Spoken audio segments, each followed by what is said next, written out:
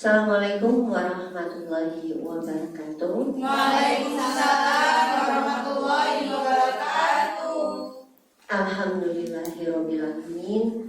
Assalatu wassalamu ala asrofil anbiya'i wal mursalin wa ala alihi washabbihi ajmain. Amma ba'du. Alhamdulillahirabbil alamin. Pertama-tama marilah kita panjatkan puji syukur kehadirat Allah Subhanahu wa taala, karena berkat rahmat hidayahnya kita dapat bertemu kembali dalam keadaan sehat walafiat. Salawat serta salam tetap tercurahkan kepada Nabi Muhammad SAW, karena dengan beliaulah kita bisa menemukan jalan yang terang. Sebelumnya saya sampaikan ucapan terima kasih kepada Ustazah Tari yang telah memberikan kesempatan kepada saya untuk melakukan aksi nyata modul 1.4 ini. Dan saya juga ucapkan terima kasih kepada Ustaz-Ustazah yang telah mau meluangkan waktu untuk hadir mengikuti kegiatan saya, yaitu aksi nyata ini. Pada aksi nyata ini, saya akan menyebarkan pemahaman saya tentang modul yang sudah saya pelajari. Saya sudah belajar 4 modul, yaitu modul 1.1 tentang filosofi pendidikan menurut Ki Hajar Dewantara, 1.2 itu tentang nilai dan peran guru penggerak. Kemudian 1.3 itu tentang visi guru penggerak, dan juga 1.4 yaitu budaya positif. Saya di sini akan menyampaikan hanya modul 1.4 saja, yaitu tentang budaya positif. Sebelum itu saya ucapkan selamat datang Ustaz-Ustazah yang hebat. We are a great teacher. Let's learn together, collaborate, support each other in order to create positive discipline in our school. Are you ready? Yes, I'm ready. Thank you. Yes, Langsung saja.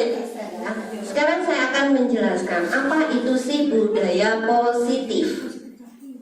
Ya, dari beberapa ini sudah saya tampilkan di sini, ada beberapa konsep budaya positif. Yang pertama, paradigma perubahan dan nilai-nilai kebajikan.